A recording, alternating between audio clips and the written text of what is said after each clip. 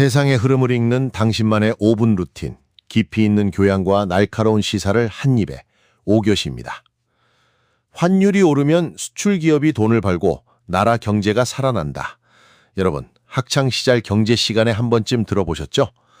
환율이 오르면 우리 물건값이 싸지니까 해외에서 더 많이 팔리고 그렇게 벌어들인 달러가 국내로 돌아와 우리 경제의 피가 된다는 논리입니다. 실제로 최근 경제 뉴스를 보면 이 말은 절반은 맞습니다.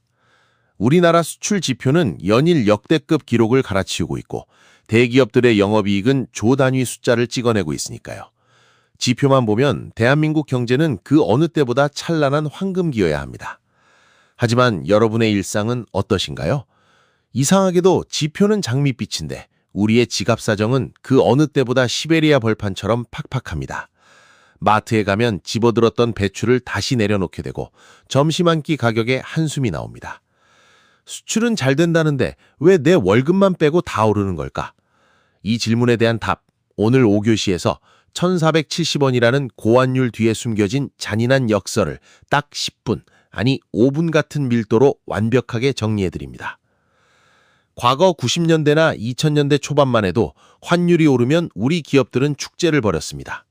1달러에 1000원 하던 물건을 환율 덕분에 800원에 팔아도 똑같은 이익을 남길 수 있었거든요. 가격 경쟁력이 생기니 전 세계 시장에 우리 물건이 불티나게 팔려나갔습니다. 하지만 지금은 완전히 다릅니다. 이제 대한민국의 주력 상품인 반도체, 스마트폰, 그리고 전기차는 단순히 싸서 사는 물건이 아닙니다. 독보적인 기술력과 브랜드 가치로 파는 자산이 되었죠. 쉽게 말해 환율이 올랐다고 해서 굳이 우리 제품의 가격을 깎아줄 필요가 없어진 겁니다. 그 결과 어떤 일이 벌어질까요?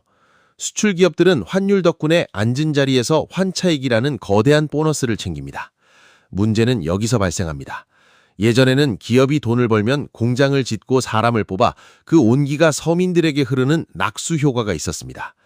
하지만 지금 대기업들은 번 돈을 국내 시설 투자보다는 해외 공장 증설이나 미래 기술 확보 혹은 사내 유보금으로 쌓아두는 경우가 많습니다. 기업의 고가는 꽉꽉 채워지는데 그 온기가 우리 집 안방까지 전달되지 않는 첫 번째 이유입니다. 환율이 1470원을 넘었다는 건 우리가 해외에서 물건을 사올 때 내야 하는 디지털 통행료가 훨씬 비싸졌다는 뜻입니다. 우리나라는 자원 빈국입니다. 우리가 쓰는 기름, 가스, 그리고 공장을 돌리는 원자재의 90% 이상을 수입에 의존하죠. 여러분이 오늘 아침에 드신 빵의 밀가루, 어제 저녁 식탁에 올라온 고기, 출근길에 넣은 기름값까지 이 모든 것들은 달러로 결제됩니다. 환율이 10% 오르면 수입 원가는 산술적으로 10%가 오르지만 물류비와 중간 유통마진까지 더해지면 우리 체감 물가는 그 이상으로 꿈틀거립니다. 기업들은 늘어난 원가 부담을 영원히 짊어지지 않습니다. 결국 가격 인상이라는 카드를 꺼내들죠. 라면 값이 오르고 전기세가 들썩이고 외식 물가가 치솟는 배경에는 이 무서운 고환율이 자리 잡고 있습니다. 결국 수출 기업이 환율 덕분에 벌어들인 그 달러의 대가를 평범한 소비자인 우리가 물가 상승이라는 일종의 무명세로 대신 지불하고 있는 셈입니다. 가장 잔인하고 뼈아픈 지점은 바로 실질 소득의 하락입니다. 내 월급 봉투의 숫자는 작년과 똑같거나 고작 몇 퍼센트 올랐을 뿐인데 환율 때문에 물가가 10% 올랐다면 결과적으로 내 돈의 가치는 그만큼 사라진 겁니다. 가만히 앉아서 내 노동의 가치가 증발하는 허무한 경험을 우리는 매일 하고 있습니다. 여기에 상황을 더 악화시키는 건 금리라는 족쇄입니다.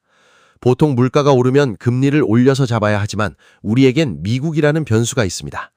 미국과의 금리차가 벌어지면 외국인 자본이 썰물처럼 빠져나갈까봐 우리는 울며 겨자 먹기로 높은 금리를 유지하거나 더 올려야 하는 상황에 처합니다. 고물가의 물건값은 비싸지고 고금리의 대출 이자는 치솟고 고환율의 수입가는 폭등하는 이른바 삼고의 덫입니다. 이 덫에 걸린 가게는 허리띠를 졸라매며 소비를 준입니다. 돈이 없으니 안 쓴다. 이런 지극히 당연한 선택이 시장에는 피가 돌지 않는 내수 불황이라는 악순환을 불러옵니다. 수출 1위, 세계 몇 대 경제대국, 무역 흑자 행진, 이런 뉴스에서 들려오는 이 화려한 숫자들은 분명 국가 경제의 성적표입니다. 하지만 그 성적표가 내 삶의 질과 정반대로 가고 있다면 우리는 경제를 바라보는 눈을 근본적으로 바꿔야 합니다. 이제 1,400원대의 고환율은 잠시 지나가는 소나기가 아닙니다.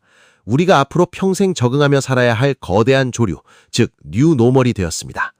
국가와 기업의 성장이 곧 개인의 풍요로 직결되던 시대는 저물었습니다. 지금 우리에게 필요한 건 지표상의 숫자에 일희일비하는 것이 아니라 내 지갑의 실질적인 구매력을 어떻게 지키고 관리할 것인가에 대한 냉철한 고민입니다. 경제 공부가 선택이 아닌 생존이 된 이유기도 하죠. 오늘 5교시 수업은 여기까지입니다. 1470원이라는 높은 잔벽 앞에서 여러분은 어떤 대비를 하고 계신가요? 여러분의 지갑은 안녕하신지 혹은 어떤 고민이 있으신지 댓글로 자유롭게 들려주세요. 수업 마치겠습니다. 구독과 좋아요는 다음 수업을 준비하는 큰 힘이 됩니다. 수고하셨습니다.